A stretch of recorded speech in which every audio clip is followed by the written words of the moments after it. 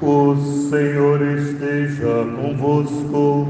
Está no meio de nós. Proclamação do Evangelho de Jesus Cristo, segundo São Marcos. Glória a vós, Senhor.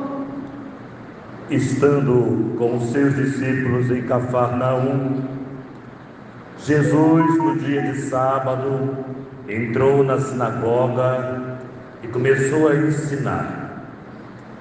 Todos ficavam admirados com o seu ensinamento, pois ensinava como quem tem autoridade, não como os mestres da lei. Estava então na sinagoga um homem possuído por um espírito mau. Ele gritou: "Que queres de nós, Jesus Nazareno? Viestes para nos destruir? Eu sei quem tu és o Santo de Deus." Jesus o intimou: "Cala-te e saia dele." Então o espírito mau sacudiu o homem com violência, deu um grande grito e saiu. E todos ficaram muito espantados. Perguntavam uns aos outros: "Que é isto? Um ensinamento novo dado com autoridade. Ele manda até nos espíritos maus e eles obedecem." E a fama de Jesus logo se espalhou por toda parte e toda a região da Galileia. Palavra da salvação. Glória a vós, Senhor.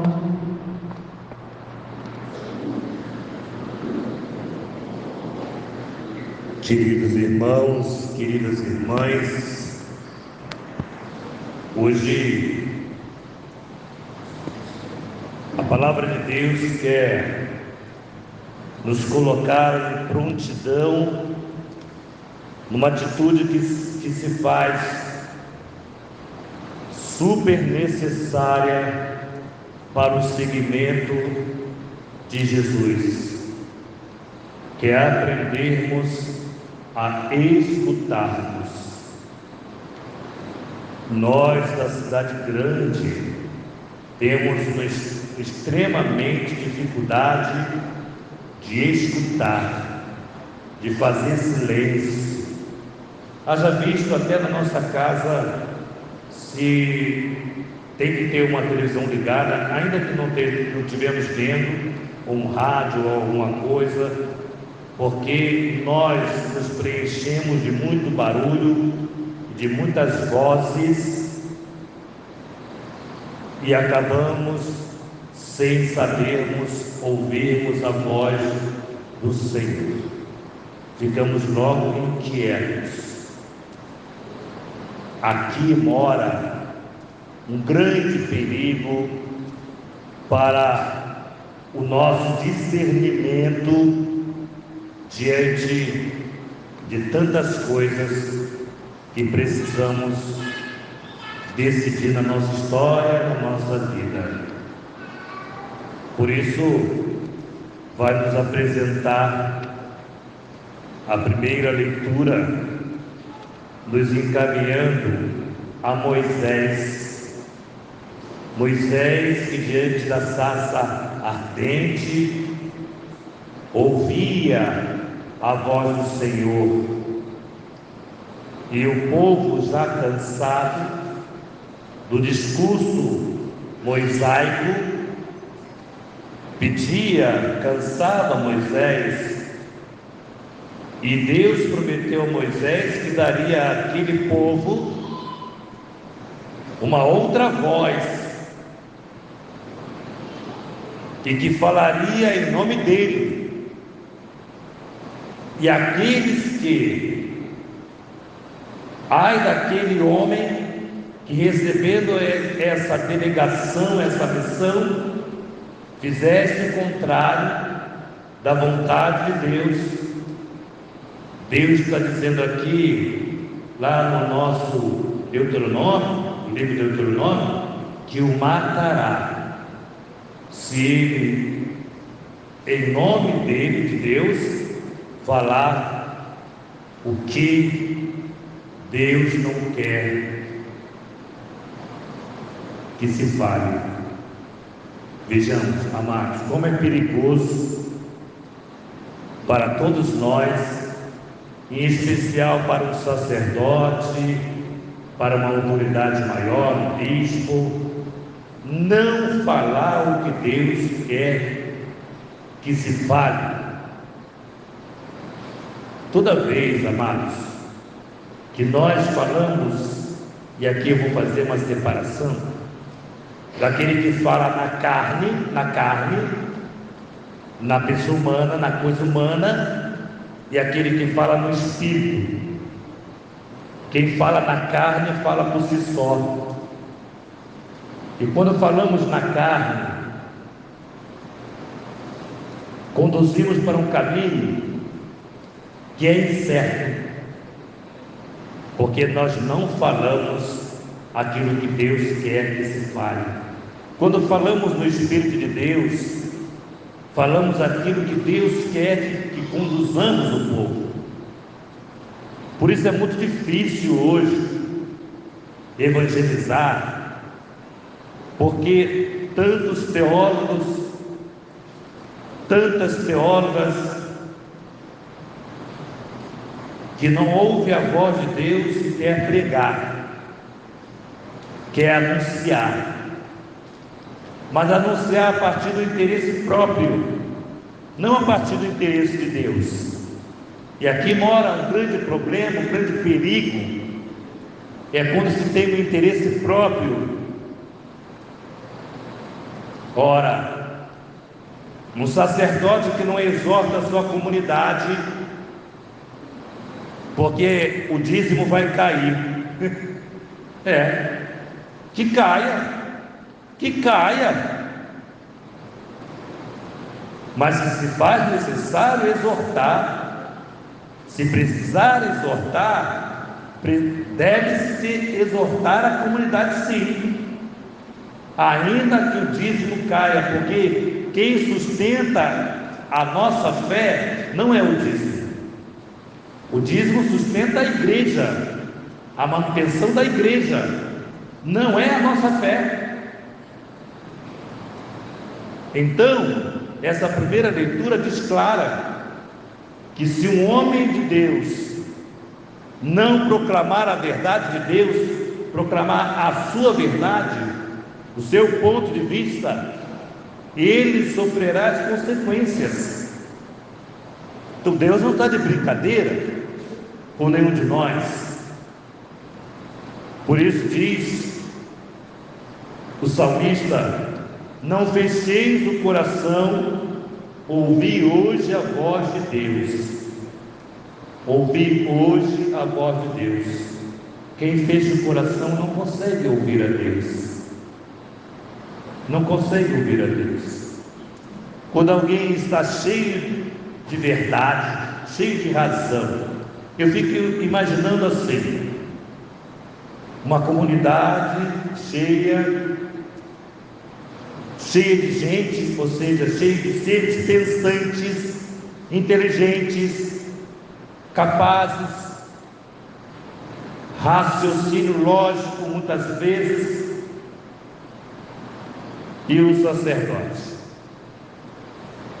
Todo mundo tem a verdade, e o padre também, mas quando conduzir um povo, que a verdade desse povo é absoluta, não é possível conduzir, não é possível conduzir.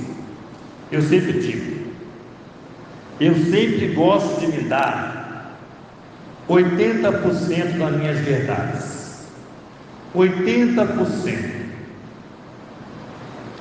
porque quem tem 80%, digamos assim, se perceber que está errado, numa decisão, numa palavra, usou uma palavra não adequada, não foi bem aquela palavra, ele é capaz de voltar e pedir perdão e recomeçar.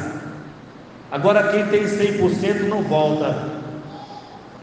Quem tem por 100% batalha por aquela verdade, ainda que não seja uma verdade.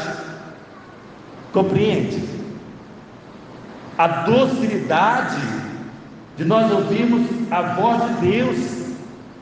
Não, 100% só tem Cristo. 100% só tem Cristo. Olha o Papa Francisco como está sendo atacado com as verdades dele. Quem gosta, quem não gosta, quem quer, quem não quer. E aí, amados filhos, quando nós colocamos a verdade de Cristo como soberana, eu consigo parar a minha verdade e encontrar com a verdade de Cristo. É essa verdade que deve sobrepor as minhas verdades. Já falei uma vez com vocês, quando um casal, por exemplo, está nas suas desavenças, dificuldades, como resolver quando os dois estão certos? Como é que se resolve um problema de um casal quando os dois estão certos? Só tem certos, só haverá sofrimento. Alguém tem que estar errado. Pode ter certeza que alguém tem que estar errado. Mas todo mundo está certo, só tem certo. Não se consegue resolver. Não fecheis o vosso coração. Ouve hoje a voz de Deus. Reze para que a verdade de Deus domine essa situação da tua casa, da tua comunidade, do teu trabalho. Entregue a Deus os seus 80%. Que eu fico com 80, tem quem fique com 90, tem quem fique com 95, talvez tenha até quem fique com 99. Está pertinho de Deus. Eu fico com 80, porque eu sei que eu sou capaz de errar. Eu sei que eu sou capaz de errar. Então, nós precisamos estarmos atentos, estarmos de olho no coração do outro. Aquilo que eu fiz, aquela verdade que eu estou dizendo, tem uma consequência, tem um resultado, e eu preciso observar esse resultado, como está. Por isso, a carta de São Paulo aos Coríntios é interessante, por exemplo: o homem casado é solícito pelas coisas do Senhor e procura agradar o Senhor. O casado, no caso do solteiro, né? O casado procura-se com as coisas do mundo e procura agradar a sua esposa. O que São Paulo está dizendo? Vocês perceberam? Parece que São Paulo está dizendo assim: olha, você não quer ter problema? Você não quer ter problema? Não se case. São Paulo está dizendo isso, mas não é bem assim não, tá, gente? É uma brincadeira do padre, calma. É brincadeira do padre. São Paulo está confirmando o celibato, a importância do celibato na igreja, para que o homem que quer servir a Deus vai sempre ficar dividido entre as coisas da família e as coisas de Deus. E o homem no celibato vai servir a Deus e vai estar preocupado tão somente com aquilo que é de Deus para a comunidade. Por isso o celibato se faz importante no sentido de não dividir o foco, para que aquela missão seja direcionada tão somente para Deus. E o homem casado, a mulher casada, tem as suas preocupações da manutenção da sua casa, no sustento da sua casa, e sustentar essa casa em Deus, manter essa casa na presença de Deus. O trabalho é maior, o trabalho é bem maior. Por isso São Paulo está dizendo para que eu desejo levá-los ao melhor pensamento, para que as vossas preocupações, que são muitas, que essas preocupações não desviem vocês da presença do Senhor, como assim vocês estão fazendo, cumprindo com o mandamento. E aí Jesus hoje vai para Cafarnaum, num dia de sábado, entra na sinagoga e começa a ensinar a partir do Espírito Santo. Jesus fala a linguagem do Pai, e aí eles se espantam, porque Jesus fala como quem tem autoridade. Como é que é isso na nossa vida? Como se fala com quem tem autoridade? Nós temos muitas autoridades nas nossas vidas, civis e religiosas, e que muitas vezes nós não acreditamos, não nos convence, e são autoridades. Por exemplo, um pai, uma mãe que tem a autoridade do lar, fala uma coisa para os filhos, mas fazem outra coisa. Diz que não pode roubar,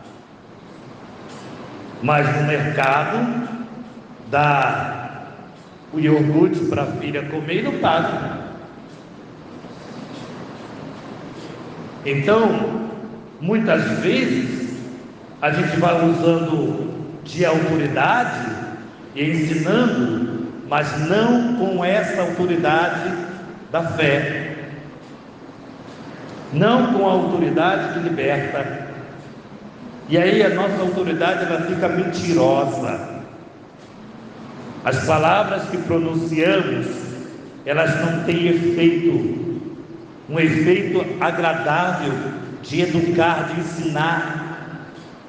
Então, vamos pegando dessas autoridades e vamos aprendendo aquilo que não é uma verdade. Se ensinam, não. Então, a mãe que tem alguém batendo na porta e a mãe diz para a filha: diz que eu não estou. Ora, se você está dizendo para a filha que não está, e a filha está te vendo, ela está te vendo. Você diz que eu não estou. Eu estou ensinando ela a mentir. Mas eu não disse, é feio mentir. É feio mentir. Você está mentindo. É feio mentir. Então, o que está acontecendo aqui? Aqueles que observam Jesus na sinagoga faz a comparação de Jesus com os mestres da lei. Eles não acreditavam nas palavras da autoridade dos mestres da lei, mas de Jesus eles acreditavam, porque Jesus não somente em palavras, mas em ação. Aquilo que Jesus pregava ensinava era aquilo que ele vivia. Por isso, há essa dificuldade. E aí, diz o texto, que estava então na sinagoga, um homem possuído por um espírito mau, que gritava: que queres de nós, Jesus de Nazaré? Vieste para nos destruir? Olha o diabo. Eu sei quem tu és o Santo de Deus.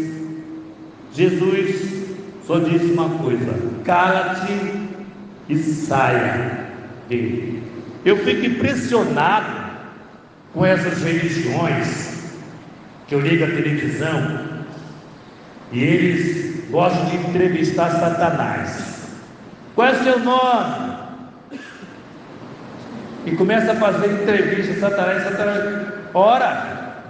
Ora,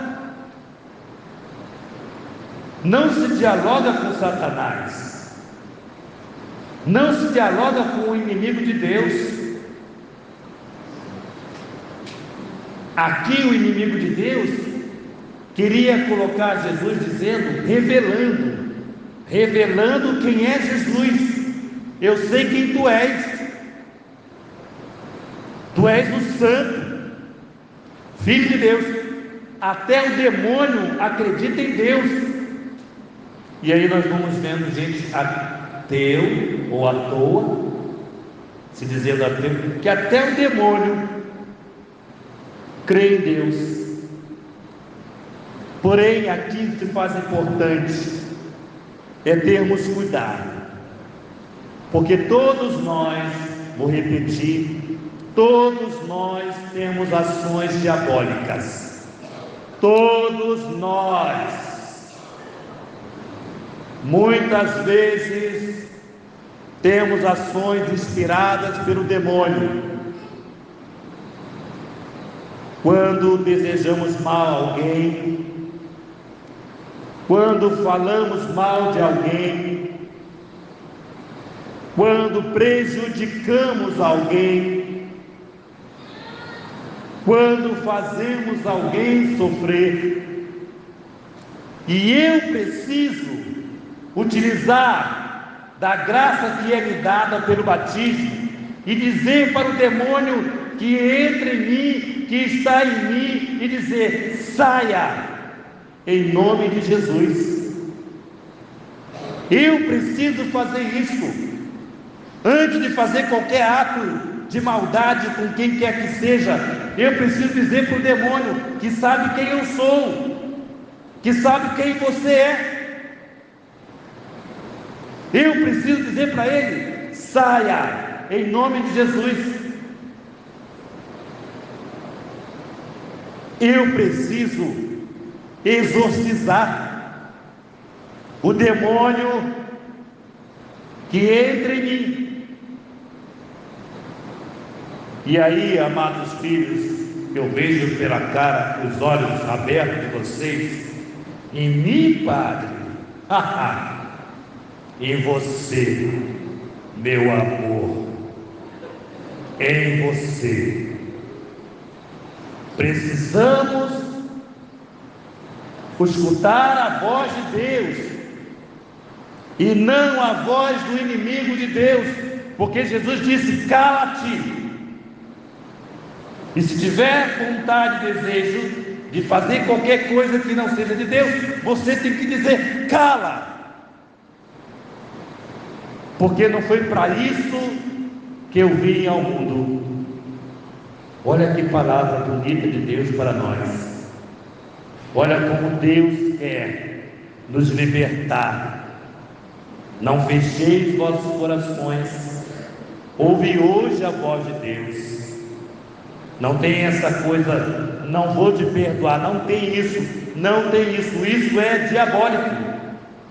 É rezar até eu conseguir perdoar. Eu tenho que querer perdoar. Porque não querer perdoar é diabólico.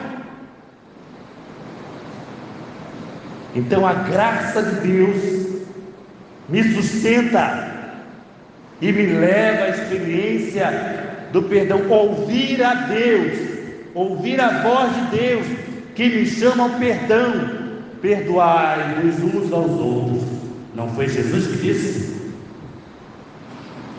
Então, amados filhos, ouve a voz do Senhor, silencie o seu coração, para escutá-lo, deixa Deus falar, deixa Deus agir, não escute a Satanás, não dialogue com Satanás, não tem nada, ele não tem nada para nos oferecer, nada, porque tudo que ele tem não é de Deus.